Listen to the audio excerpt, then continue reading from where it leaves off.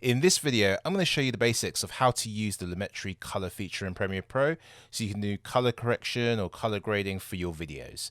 So without any further ado, let's get into the tutorial. So here we are in Premiere Pro. Now this is the editing sequence, standard editing sequence that you might have. Now to do your color grading, what you're going to need to do is go to the color tab here, or the color window. And if you don't see that, or if you're not sure where that is, you can always go to the top here, select window and go to workspaces, and then you can see color here. Okay. What you want to do is select the clip that you want to color grade. So for example, say it was this clip. You have your Lumetri Colour main features here. So you've got your basic color correction. So here you can control the temperature, so it can go from cool to warm, okay? And you can control the color tilt, so you can go from green to magenta. Just adjust it to what you need, okay? So if the scene's a little magenta, then I can make it a little bit more green, or vice versa. You've got your exposure, so this is how much light has been let into the camera. You've got your contrast. You can make the image pop a little bit more with that if you move the contrast up or a little bit less. You have your highlights, your shadows, your whites, and your blacks. So if you want to crush the blacks, then you bring it down. You want to make it a bit softer, you bring it up like so. Okay? And this is your saturation. So if you want your colors to be a little bit more saturated, then you can boost this a little bit as well. Okay. Now you can also input a LUT, which stands for lookup table. So these are specific color looks that you have when you're color grading. So if you have a specific LUT that you want, you can add that here. Okay. For example, a vlog to set a 709 LUT, that creates a certain look. Okay. And LUTs, what they do is it's kind of like a template. You don't just apply the LUT and then just use that as your color grade. What you do is you can apply the LUT and then you make the adjustments here, okay? But for now, we're not going to use a LUT for this clip, okay? Now here you have the creative tab. Again, here you can apply a LUT if you wish, which is what I usually do. I usually like to use the creative tab to apply my LUTs, okay? And here you can sharpen the image. You can add some vibrance. And again, some saturation.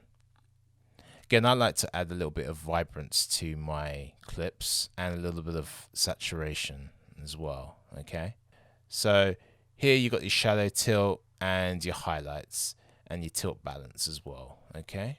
Now here is the curves. So you can create a little bit of this controls the shadows and the highlights. Okay, so if I add a frame here and here, for example, I can create a little S curve. So I can bring the shadows down a little bit, bring the highlights up, just to make the image pop a little bit more. And it actually, if I go back, let me just do a little bit of a color correction, because this image is a little bit warm. So if I cool it down a little bit, exposure a little bit more, contrasts tiny little bit less contrast, bring up the highlights, shadows, okay, and the blacks just a tilt, just a tinge. Okay, right, so here you can control your hue versus saturation, okay? So with this color picker, you can pick a specific image or a color in the environment. So I don't know, for example, say this blue, and I can control the blues here, either decreasing the hue versus saturation or increasing it, okay? And you've got the hue versus hue. You can do the same thing with that. Hue versus luma. Again, if I select something in the environment, I can control that. Take the yellows, control that through there. You got your luma versus saturation, and you have your saturation versus saturation. Now here we have the color wheel. This wheel is like a three-way color. Now it controls your shadows, midtones, and highlights, okay? So from here you can move your shadows into, say, a yellow or a blue if you wish. Your midtones you can bring to yellow. You can bring this your highlights into yellow, or make it cooler, for example, like this, or whatever color you wish, depending on the look that you're going with or the way you need your clip corrected. Now here controls like the intensity of the shadows. So if I bring it down, you can see the shadows get a bit softer and then they get a bit more intense. Okay, if I bring it down, you can control your midtones here and your highlights here.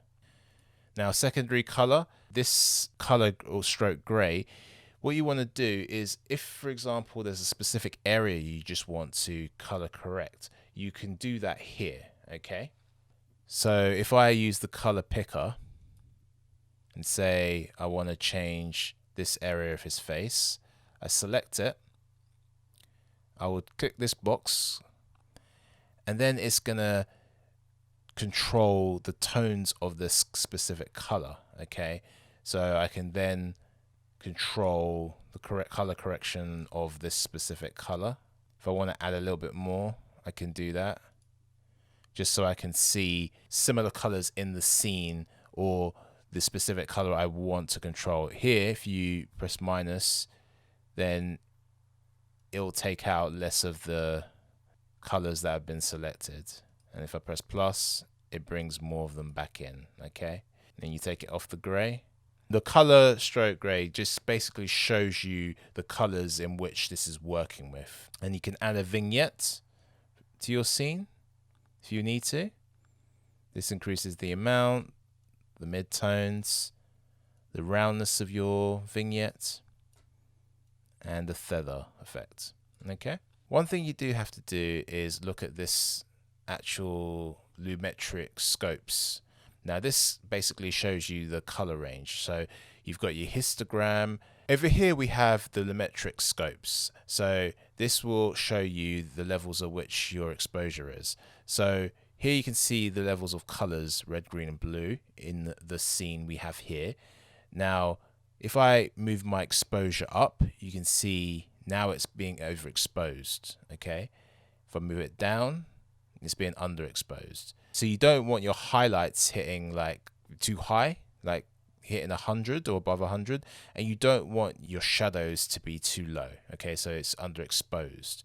So you want to check your lumetric scopes to see what your color is doing or what your exposure is doing in your scene. Okay, and this little graph shows you like the strength of the colors in the scene. So here you can see it's mainly there's a lot of yellow in this scene. Okay, so if you go to your color wheel, you might want to reduce the yellow in the scene, for example. If you increase it, then you'll see a lot more. It'll move, as you can see, like the white area here is moving more towards the yellow. Okay, if I move it towards the magenta, again you can see it moves towards that color. Okay, so if I want to decrease the yellows, then I can use the three-way color wheel here to do that. But then this just shows me like the balance of the colors in the scene. So in this scene there is a lot of yellow going on because of the lighting, the specific lights. These are quite yellow, these tungsten lights.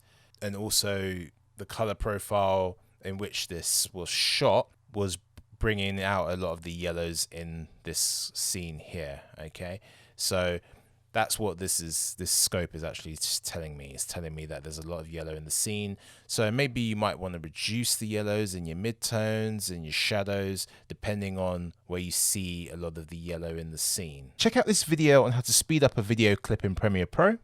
or check out this video you might enjoy as well. Until next time, this has been Asten Regis helping you tell your story through video. Peace.